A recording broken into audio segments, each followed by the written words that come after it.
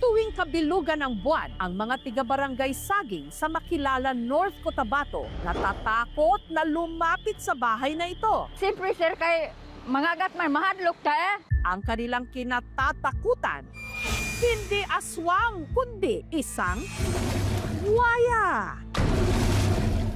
Opo, ang may-ari kasi ng bahay na ito, may pet o alagang buwaya. At lagi raw itong nakakatakas sa hawla tuwing kabilugan ng buwan. Dako na kayo ng buaya, diba? Nya mahadlok may mugawas, kay basig mapakantaan nila. Nakalabas daw po yung buhaya nila. Takot ako kasi may anak akong maliit dito. Baka makagat kami. Meron daw bahay sa Makilala, North Cotabato na ang alaga buwaya, yung totoo ha? Sinabyan namin ang kinatatakutang bahay at pinatuloy kami ng may-ari, ang negosyanteng si Vincent. Hindi na raw kailangan pa ng hearing o trial. Inamin agad ni Vincent na siya'y guilty, Your Honors. May alaga akong buhaya for 16 years. Ito si Crocs, isang Philippine freshwater crocodile. Si Crocs po ay nasa 7 feet. Ang estimate ko, nasa 200 kilos. Simple lang alagaan. Dahil sa laki ni Crocs at hindi ligtas na makihalo-bilo sa iba nilang mga kasama, pinagawan siya ni Vincent ng sarili nitong hawla. Ito wala pa ito dati. Maliit pa lang itong bakal. So, parati siyang lumalabas. Kulungan na pinagawa ko, siyempre may drainage, tapos may bakal, parang rehas. So, every time ako maglinis sa kanya, ni-drain ko yung tubig. At taliwas sa akala natin na matakaw ang mga buwaya, 1 hanggang 3 beses lang daw kada linggo ito pinapakain. Right. Kung gutom talaga siya, kumakain talaga siya ng 3 manok. At taliwas pa rin sa akala natin, ang mga buwaya, katulad ni Crocs, may kabusugan. Hindi katulad ng iba dyan. Kung busog siya, hindi na kumakain. Pinapababayaan lang niya yung pagkain sa fund niya. O hindi kagaya po ng mga politiko. Yun ang mga gahaman talaga. Kahit busog, ilalagay pa rin sa bulsa yung pera. Si Crocs, isa raw sa pinakaunang buwayang namataan sa bayan ng Makilala. Nakita siya ng mga mangingisda sa isang fish pond o palaisdaan taong 2009. Plano raw sanang patayin si Crocs noon hanggang sa ialok nila ito kay Vincent. Benta niya sa akin is 30 mil. Mahal ang benta. Kung hindi ko daw bilihin, is kakatayin nila, gawin nilang pulutan. Pagtingin ko sa pitaka ko, may 1,000 ako. So, sabi ko, okay na ba ito? Pangbili ninyo ng pulutan. So yun, binigay sa akin yung buhaya. Yung baby pa siya, binubuhat ko. Pero ang hindi raw may paliwanag ni Vincent ang tila pag-iba ng ugali ng dambuhalan niyang alaga tuwing kabilugan ng buwan. Lumalabas siya sa kulungan. Mga 10 times siguro siya nakawala sa hula. Taka kami, bakit siya makaakyat na ang bigat niya? Pumasok yung kabilugan ng buwan doon sa cycle ng breeding nila na mas active sila. Maaring yung month na yon na breeding season nila, mas nagiging agresibo sila. 2 araw nilang hinanap si Crocs. Mabuti na lang at wala naman daw itong inatake. Kaya ang masasabi lang niya sa kanyang mga kapitbahay, safe ka!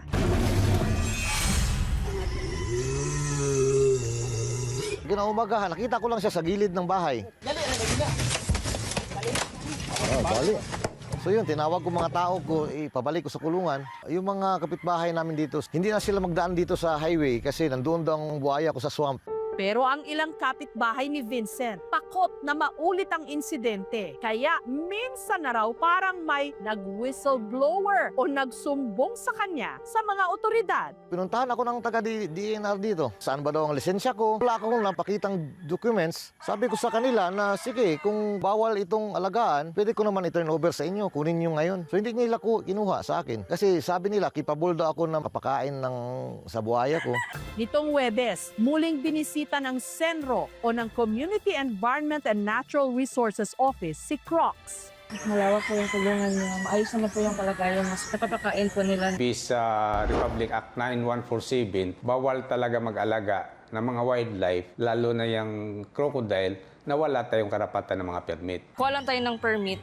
Okay, sige po. Okay, next week. Susunod sa Navotas, may namataan ding buwaya. Nag-enjoy siya yan. Spa time na yan. Maliit man, pero matapang. Never ako natakot. Okay na, behave na.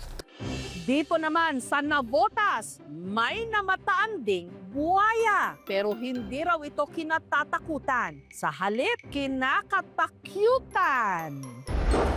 Para kasi itong Nepo baby na alagang-alaga ng kanyang amo, ang veterinary medicine student na si Ron. Siya ang Philippine crocodile na si Amihan. Takot po ba kayo sa buhaya? Hindi po, pwede niyo pong hamasan sa likod para, di ba, hindi naman nakakatakot. Nariyang pinapaliguan gamit ang toothbrush. Okay na, behave na. Tinatanggal lang natin yung mga sludge, yung mga lumot sa mga scales niya. Para sure kami na malinis si Amihan para pag hinawakan. Nag-enjoy siya niyan. Spa time na yan. Usually, hindi namin siya tinatalian nung maliit. Pero dahil medyo malaki na si Amihan, it's better safe. Pagkatapos maligo, hilig naman daw nitong manood ng TV. Spoiled sa pagkain at ang kanyang paboritong mukbangin, hilaw na manok. Ang crocodile pala, hindi siya talaga normally greedy. Kasi kakain lang siya ng around 2 to 8% ng kanyang body weight every week. So, maliit na portion lang yun. Mag-aapat na taong gulang na si Amihan nung nabili ni Ron sa isang zoo sa Rizal taong 2021. Nasa 3 feet lang ang kanyang haba, 4 kilos ang timbang, simbigat daw ng isang bagong panganak na sanggol. Maliit man, pero matapang. Never ako natakot. Alam ko yung gestures niya, alam ko yung sounds niya.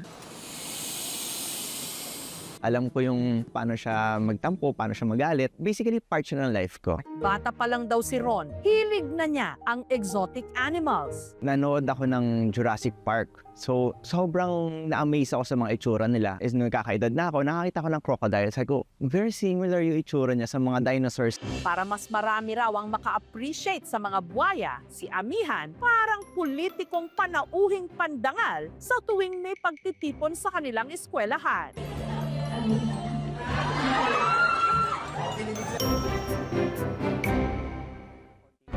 Ang mga buwayang nare-rescue naman sa wild sa Palawan, madalas i-turn over sa Palawan Wildlife Rescue and Conservation Center sa Puerto Princesa City. So yun lang yung ating pinaparami, kinoconserve. Yung ating indigenous na Philippine crocodile. Pinapangalanan din ng mga ito na kadalasan hango sa lugar kung saan sila na-rescue. Gaya ng isang ito, si Aklan. Makikita mo nga lang minsan nasa ibabaw, parang hindi gumagalaw, nagbibilad sila sa araw. Ang pinakamalaki naman daw, si Makaraskas. Matagal na siya dito siguro mga late 80s and 90s pa siya dumating dito. Napakalakas ng bite force ng buhaya. Ika nga pagka sinagpang kang ganon ng buhaya, yung full grown na buhaya, siguro parang isang sasakyan. Ganun kadelikado ang buhaya. Kung makakita ka yan sa wild, wag mong lalapitan.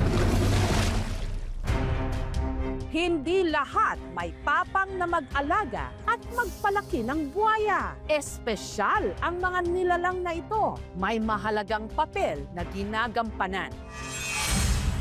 Bagamat mabangis, pinapanatili ng mga ito ang balanse sa kalikasan. Kumakain dahil kailangan, hindi dahil sa kasakiman.